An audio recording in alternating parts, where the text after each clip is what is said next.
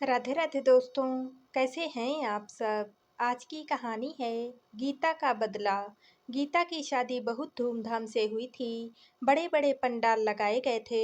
हजारों की तादाद में घराती और बाराती इकट्ठा हुए थे। ऐसे ऐसे पकवान बनाए गए थे जो कि 5 स्टार होटलों में भी कभी ना बने हों। 20 किस्म के पुलाव थे, 10 किस्म के चिकन, बेहिसाब फल जूस, विलायती शराब की हजारों बोतलें। पी पी कर लोग सारी रात झूमते रहे थे।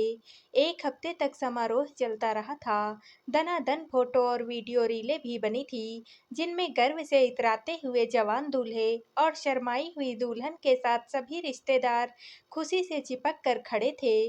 गीता को तब पता नहीं था कि 1 साल के अंदर ही जिंदगी में क्या क्या तूफान आने वाला है।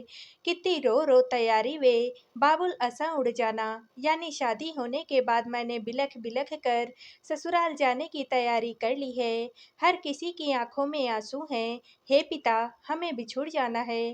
गीता का चेहरा शर्म से लाल सुर्ख हुआ जा रहा था और वह अंदर से इतनी ज्यादा खुश थी। उसकी शादी उसके मायके जैसे ही एक बहुत बड़े रईस परिवार में हुई थी।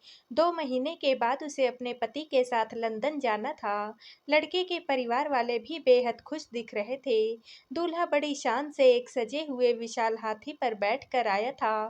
फूलों से लदी एक काली सुंदर चमचमाती लंबी डिफेंडर कार गीता की डोली ले जाने के लिए सजी संवरी उसके पीछे पीछे आई थी। लड़के का पिता अपने इलाके का बहुत बड़ा जमींदार था। उसने भारी रोबदार लहजे में गीता के पिता से कहा था, मेरे लिए कोई खास मायने नहीं रखता कि आप अपनी बेटी को दहेज में क्या देते हो। हमारे पास सब कुछ है। हमारी बारात का स्वागत कुछ ऐसे तरीके से कीजिएगा कि सदियों तक लोग याद रखें कि चौधरी धर्मदेव के बेटे की शादी में गए थे। लोग तो उस शानदार शादी को आसानी से भूल गए थे। आजकल तकरीबन सभी शादियां ऐसे ही सज धज से होती हैं, पर गीता को कुछ भी भूला नहीं था। उसके दूल्हे ने पहली रात को उसे हजारों सब्ज बाग दिखाए थे। शादी के बाद 1 महीना कैसे बीता उसे पता ही नहीं चला। गीता के तो पैर जमीन पर नहीं पड़ते थे। वह पगलाई सी उस रस के लोभी भंवरे के साथ भारत के हर हिल स्टेशन पर घूमती रही। शादी को बिना रजिस्टर कराए गीता के पति को एक दिन अचानक से लंदन जाना पड़ा। कुछ ही महीनों के बाद तक यह सारा माजरा गीता के परिवार वालों की समझ में नहीं आया। गीता तो कुछ ज्यादा ही हवा में थी कि विदेश में जाकर यह कोर्स करेगी, वह काम करेगी। कुछ दिनों तक गीता मायके में रही। ससुराल से कोई खोज खबर नहीं मिल पा रही थी। गीता का पति जो फोन नंबर उसे दे गया था वह तो फर्जी था। लोगों को 2 और 2 जोड़कर 5 बनाते देर नहीं लगती। अखबारों को भनक लगी तो उन्होंने मिर्च मसाला लगाकर गीता के नाम पर बहुत कीचड़ उछाला। पत्रकारों को भी मौका मिल गया था अपनी भड़ास निकालने के लिए। कहने लगे कि लालच के मारे ये लोग बिना कोई पूछताछ किए ही विदेशी दूल्हों के साथ अपनी लड़कियां बांध देते हैं। ये एनआरआई रईस 2-3 महीने जवान लड़की की जिस्मानी शोषण करके फुर्र हो जाते हैं।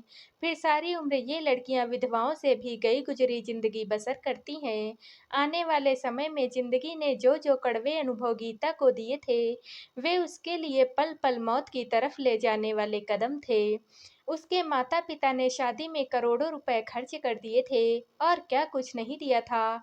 एक बड़ी कार भी उसे दहेज में दी थी। खैर 2-3 महीने के बाद एक नया नाटक सामने आया। गीता के बैंक खाते में पति ने कुछ पैसे जमा किए। अब वह उसे हर महीने अच्छे खासे रुपए भेजने लगा था ताकि पैसे के लिए ही सही गीता उसके खिलाफ कोई हो हल्ला ना करे। गीता के पिता ने कुछ रिश्तेदारों को साथ लेकर उसकी ससुराल जाकर खोजबीन की तो पता चला कि लड़का तो लंदन में पहले से ही शादीशुदा है। यह बात उसने अपने माँ बाप से भी छिपाई थी। कुछ अर्सा पहले उसने अपनी मकान मालकिन से ही शादी कर ली थी ताकि वहाँ का परमानेंट वीजा लग जाए। गीता के साथ तो उसने अपने माँ बाप को खुश रखने के लिए शादी की थी ताकि वह सारी उम्र उनकी ही सेवा में लगी रहे। इस मामले में गीता के घर वाले उसके ससुराल वालों को फंसा सकते थे, मगर यह इतना ज़्यादा भी आसान नहीं था। गीता के माँ-बाप ने उसके ससुराल पक्ष पर सामाजिक दबाव बढ़ाना शुरू किया और अदालत का डर दिखाया, तो वे 50 लाख रुपए देकर गीता से पीछा छुड़ाने का ऑफर लेकर आ गए। गीता की शादी भारत में रजिस्टर नहीं हुई थी और इंग्लैंड में उसकी कोई कानूनी मंजूरी नहीं थी, इसलिए गीता के घर वाले उसके पति का कुछ भी नहीं बिगाड़ सकते थे, जिसने गीता के साथ यह घिनौना मजाक किया था। गीता के ससुराल वाले चाहते थे कि 50 लाख रुपए लेकर गीता दूसरी शादी कर ले। वे बकायदा तलाक दिलाने का वादा कर रहे थे। अब गीता का पति उनके हाथ आने वाला नहीं था।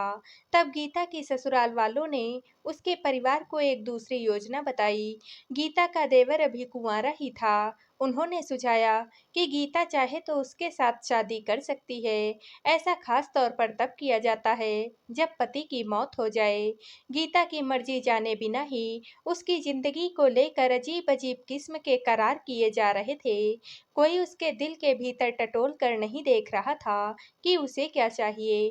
फिर कुछ ही महीनों के बाद गीता के ससुराल वालों का यह प्रस्ताव आया कि गीता के परिवार वाले गीता को उसके पति के पास लंदन भेज दें। शायद गीता के पति का मन अपनी विदेशी मैम से भर चुका था और वह गीता को बीवी बनाकर रखने को तैयार हो गया था।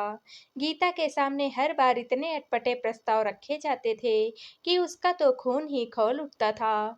शुरू में तो गीता को लगता था कि उसके परिवार वाले उसके लिए कितने ज़्यादा चिंतित हैं और वे उसकी पटरी से उतरी हुई गाड़ी को ठीक चढ़ा ही देंगे, मगर फिर उनकी पिछड़ी सोच पर गीता की खींच भरी झुंझलाहट होने लगी थी। गीता अपने दुखों का पक्का इलाज चाहती थी। समझौते वाली जिंदगी उसे बिल्कुल भी पसंद नहीं थी। वह हाड़ मांस की बनी एक औरत थी और इस तरह का कोई भी समझौता उसकी खराब शादी को ठीक नहीं कर सकता था। पिछले 3 साल से वह भारत नहीं आया था और ऐसा कोई भी कानून नहीं था कि गीता के परिवार वाले उसे कोई कानूनी नोटिस भिजवा सकें। गीता के माँ-बाप ने कोर्ट में केस दायर कर दिया था। वे अपने सारे रुपए वापस चाहते थे, जो उन्होंने गीता की शादी में खर्च किए थे।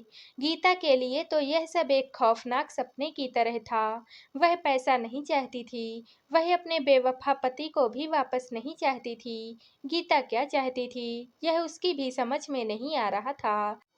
शायद वह बदला चाहती थी। हर कोई अपनी लड़ाई लड़ने में मशरूफ था। किसी ने यह तक नहीं सोचा था कि गीता क्या चाहती थी। अदालत के केस में फंसे गीता की ससुराल वालों के खूब पैसे खर्च हो रहे थे। केस लटकता ही जा रहा था। अब वह लोग गीता से समझौता करना चाहते थे, लेकिन गीता ने भी अब सोच लिया था कि वह इन लोगों से उनके किए का बदला जरूर लेगी। अब गीता के माँ-बाप गीता से बोलने लगे कि वह लोग समझौता करके शादी में खर्च हुए रुपए देने को तैयार हैं, तो हम केस वापस ले लेते हैं। गीता ने बोला, नहीं, आप लोगों ने मेरी जिंदगी का जो फैसला लेना था ले लिया। अब मैं अपनी जिंदगी का फैसला किसी को भी नहीं लेने दूंगी। मैं खुद अपनी जिंदगी का फैसला करूंगी। गीता के माँ-बाप को पता था कि उन्होंने ठीक से जांच पड़ताल किए बिना ही बस पैसे देकर गीता की शादी कर दी थी। उसकी जिंदगी आज बर्बाद थी, तो कहीं ना कहीं वह लोग भी उसके जिम्मेदार थे। उन लोगों ने बोला, ठीक है बेटा, जैसा तुझे ठीक लगे। गीता ने केस वापस लेने से मना कर दिया। ससुराल वाले अब कोर्ट कचहरी दौड़ दौड़ कर परेशान हो चुके थे। उन्होंने थक हार कर गीता से साफ साफ बोल दिया कि वह क्या चाहती है। गीता ने बोला, भले ही हमारी शादी रजिस्टर्ड नहीं हुई है, लेकिन फिर भी मेरी शादी आपके बेटे से हुई है, तो आपके बेटे का आपकी जमीन जायदाद और संपत्ति में जितना भी हक बनता है, वह सारा मुझे चाहिए। गीता के ससुर ने बोला, पागल हो गई है क्या? मैं तुझे अपनी संपत्ति का आधा हिस्सा क्यों देने लगा? मेरी संपत्ति मेरे दोनों बेटों में बटेगी। गीता ने बोला, तो फिर तो मैं कोई भी समझौता नहीं करने वाली हूँ। लड़ते रहिए आप लोग केस जीवन भर। गीता ने अब उनके ऊपर दहेज उत्पीड़न और घरेलू हिंसा का भी केस लगा दिया। गीता के सास ससुर काफी ज्यादा परेशान भी हो चुके थे और जिस बेटे की वजह से वह परेशान थे, वह बेटा तो विदेश में मजे की जिंदगी जी रहा था। उन लोगों ने फोन पर गीता की शर्त अपने बेटे से बताई तो उसने कहा, ऐसी बेवकूफ़ी आप लोग कैसे कर सकते हैं? मेरे हक की संपत्ति उसके नाम कैसे कर सकते हैं? गीता के ससुर ने बोला, तो यहाँ पर आकर अपनी बीवी को संभाल और उससे समझौता कर। लेकिन बेटे को तो पता था कि अगर वह भारत आया तो उसका तो फंसना तय था और वह वापस से विदेश भी नहीं जा पाएगा। इसलिए उसने साफ साफ मना कर दिया। वैसे भी उसे क्या ही दिक्कत थी, उसकी जिंदगी तो आराम से कट रही थी और भारत में अच्छी खासी जमीन जायदाद उसके हिस्से की रखी ही हुई थी। गीता के सास ससुर और देवर काफी थक चुके थे इन कोर्ट कचहरी के चक्कर से। एक दिन कोर्ट के बाहर गीता के ससुर जी चक्कर खाकर गिर गए। गीता ने ही उन्हें पीने के लिए पानी दिया।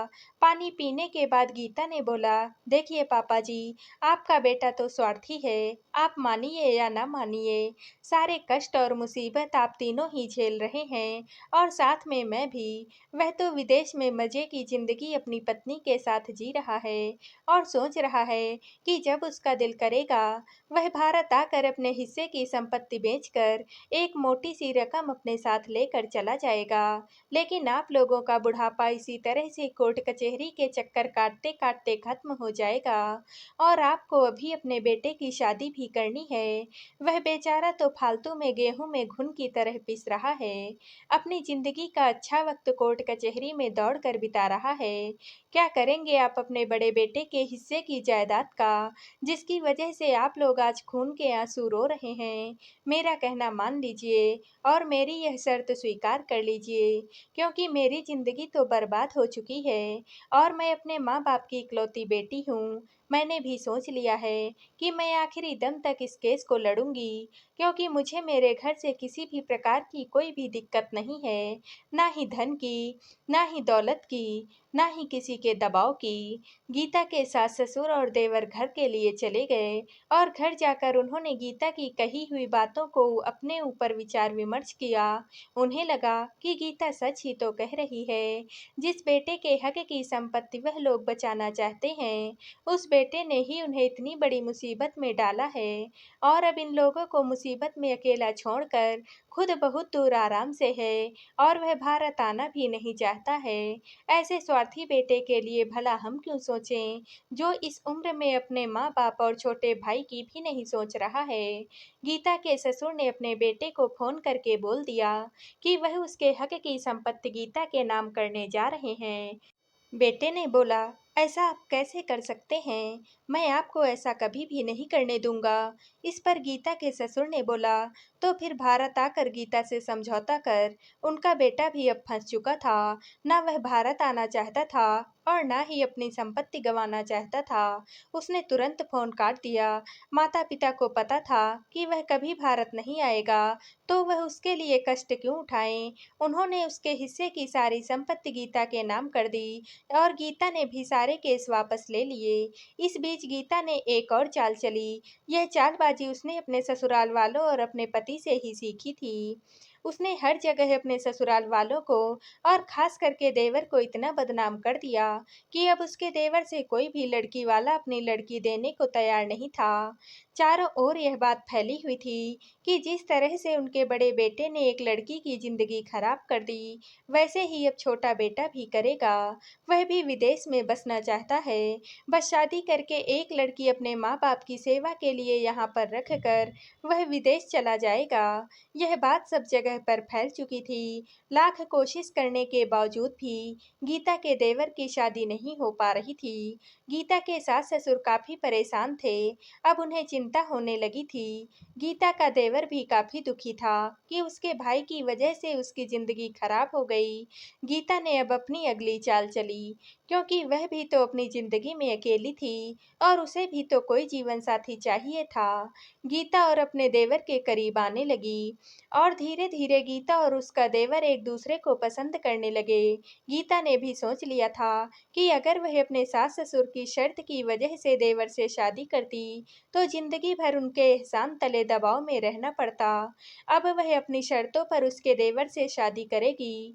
गीता के सास ससुर ने गीता के घर अपने छोटे बेटे का रिश्ता भेजा, जिसे गीता के माँ बाप ने गीता की रजामंदी से स्वीकार कर लिया। गीता ने भी अपनी शर्त रखी कि शादी कोर्ट में होगी, क्योंकि इस बार उसे अपनी शादी के पक्के सबूत चाहिए थे। गीता और उसके देवर की शादी हो गई। गीता के पहले पति ने विदेश से इस पर आपत्ति जताई कि शादीशुदा होते हुए गीता दूसरी शादी कैसे कर सकती है, वह भी उसके भाई से। गीता के देवर ने बोला, नीच इंसान, पहले ही गीता की जिंदगी बर्बाद कर रखी है और साथ में मेरी भी।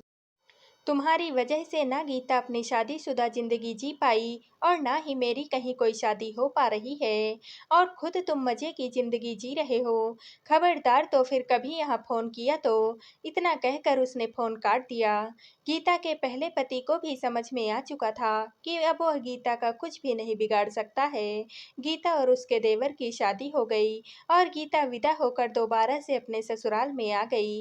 एक दिन गीता ने मौका पाकर अपने पहले पति को फोन किया और बोला, बहुत होशियार बनता था ना।